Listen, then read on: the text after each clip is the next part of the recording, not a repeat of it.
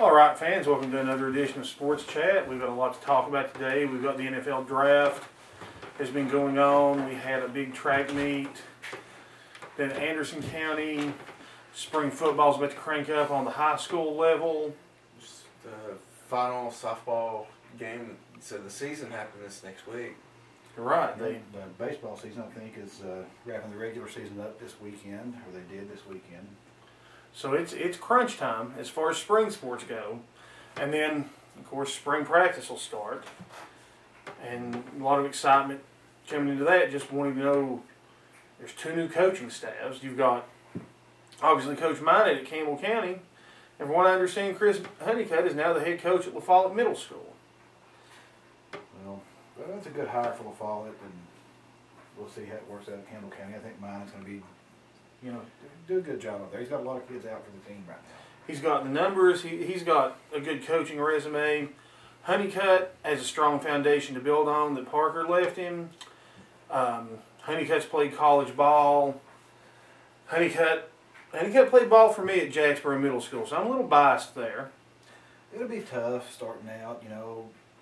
They lost their, Jeffers. He was a great quarterback, put up huge numbers.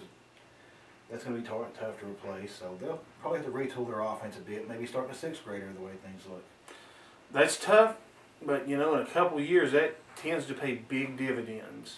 Yeah, hopefully they get plenty of kids to go out for the team. There's a lot of players who probably haven't thought of playing football. Maybe we should give the new coach a try.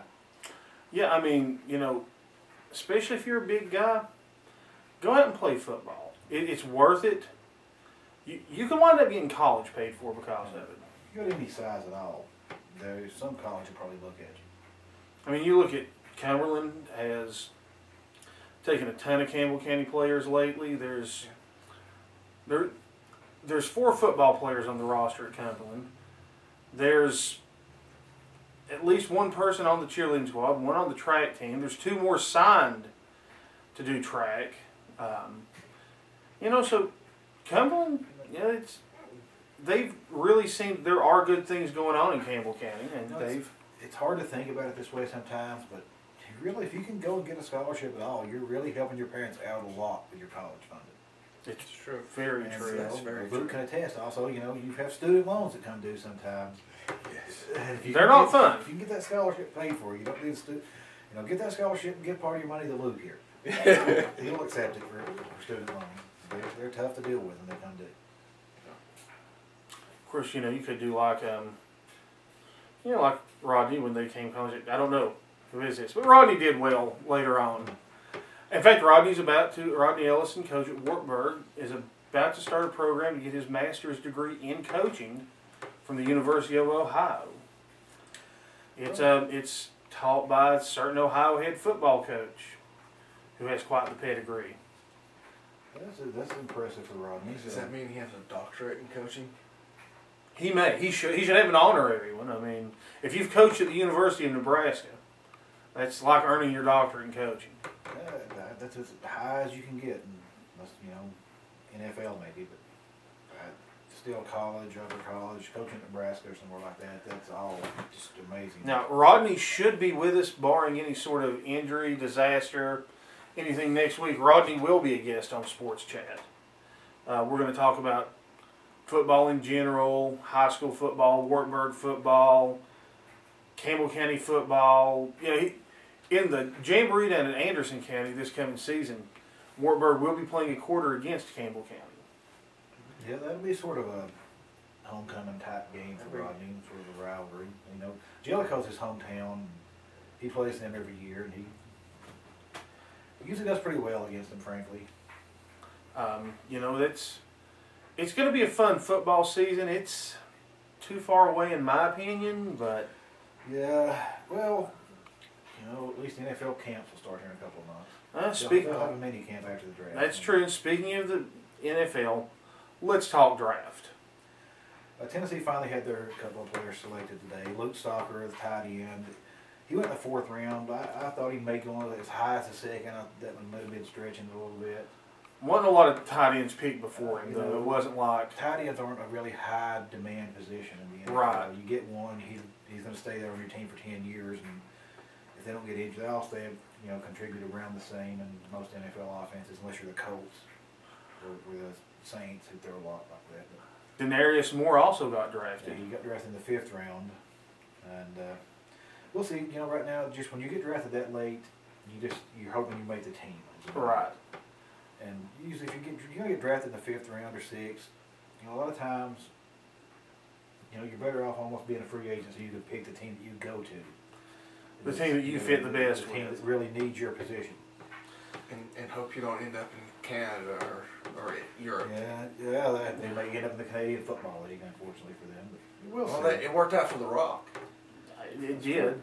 Yeah, I hear he's got a birthday coming up. Yeah, and I'm wondering why we didn't get invited. I'm really stunned that you two didn't. I mean, it is shocking. Us and The Rock, we go way back. I mean, back when he was one of the Saskatoon Rough Riders. Well, Luke, maybe it's your stance on Canadians that has soured the birthday invitation. I'm not sure. According to Patrick, I am from Saskatoon. You have told me that in the past. No, Patrick, that was you. You may be onto something. You're not the madman from Manitoba? Speaking of the NFL draft, Randall Cobb, Alcoa native, Kentucky standout, got drafted. Now it's funny, we were at the Dell League Invitational in Anderson County where Alcoa was. There's just Alcoa fans checking their phone. They're like, why hasn't Randall been drafted yet? Well, Randall's about 5'10". Randall's, he's one of those players that's a great athlete, and you maybe can find somewhere for him on the field, but you're not really sure what he's going to excel at.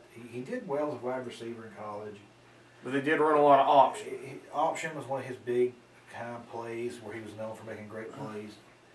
So he's kind of small for a wide receiver in the NFL. So we'll see how that works out. He got picked by Green Bay, so And Aaron Rodgers is one of the best quarterbacks in the league. so if anybody can do something with him, it could be He's got Rodgers. good potential there. And as much as I hate Kentucky, and I do hate Kentucky, I would like to see Randall do well in the NFL. He's Tennessee native. He'd have played at UT if they'd recruited that was him. Philip Fulmer's fault. Cobb wanted to come to UT. Fulmer wasn't recruiting. What can you do? I mean, anybody honestly? I watched him play in the state championship game for Alcoa. It's just the history of UT not recruiting in their backyard. Literally 7 or 8 miles from the stadium. Yeah, And they wouldn't come see him. I mean, that's real money. It's asinine. Yeah, UT became so notorious for not. Spend hundreds of thousands of dollars flying all over the country, and you got that in your backyard. Yeah. And by the same token, what Fulmer's regime did to poor Joey Matthews of Sevier County was just shameful. They basically recruited him so he wouldn't go to Auburn, and then they never gave him a chance. Took advantage of it. Being from East Tennessee, your blood runs orange.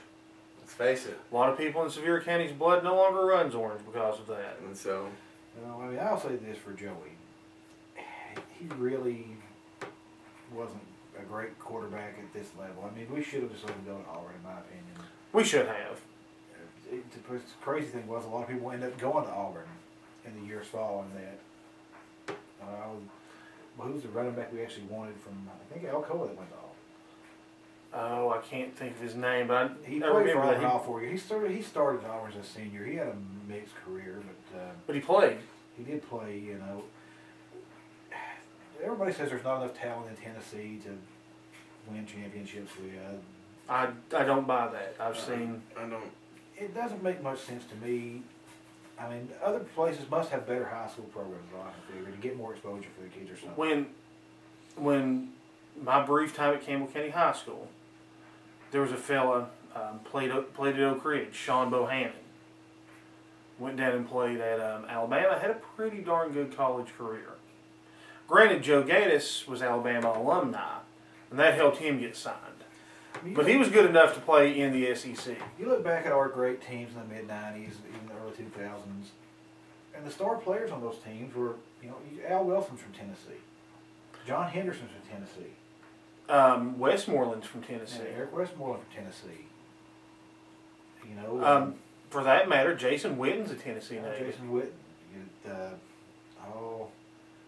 Who's the linebacker that plays for the Patriots now? That played Kevin. I'm sorry, I can't remember his name. I'm drawing a blank here. He was played for the Patriots this year. Really great player. He was from Tennessee. I'm sorry I can't remember his name. I normally would never do that. But, you know, we got a lot of good players from Tennessee.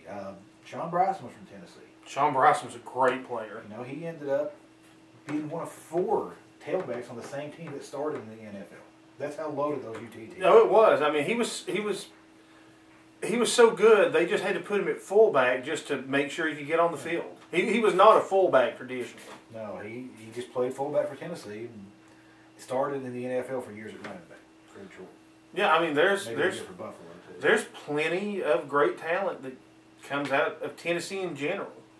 I mean, yeah, nobody's very few. Maybe Florida, maybe Georgia can recruit Texas. mostly from their own state. Texas, Southern California, but everybody says, you know, well, Tennessee, you can't rely on their talent. You know, there's like 7 million people in Tennessee now, and just pretty much double the population almost of Alabama and Mississippi and those schools down there where the talent base is supposed to be much better, and I'm not sure why it's better. I don't know either. I honestly think that we just, you know, you get Knox County and they don't have middle school football.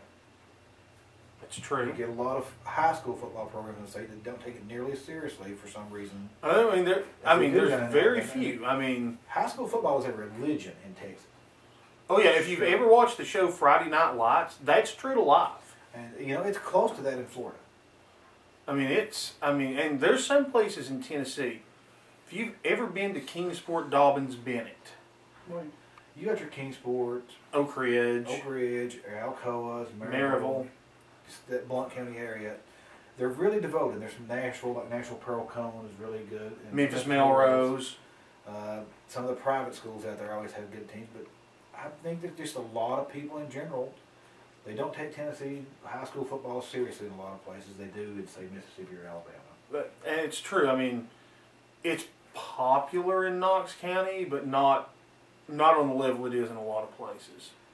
You know, you got to improve every level of your football to make the college level better. And it's like, frankly, from the population standpoint, that Tennessee has so many people, we should be putting out more talent than we do. And it's strange because Tennessee puts out a lot of basketball talent. Mm-hmm. You know, Memphis fuels a top 10 program most years with their players. Kentucky's national championship teams in the 90s, their star players were from Tennessee. Tony Dell was from Tennessee. Ron Burch was from Tennessee. Their star players are from Tennessee. North Carolina, several star players come from Tennessee.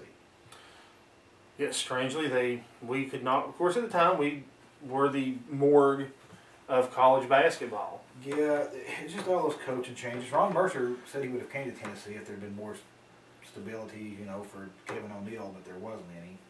Of course, O'Neal went on and did pretty good at, USC. He's got some fair teams. I mean, he was a pretty good recruiter for what we had here.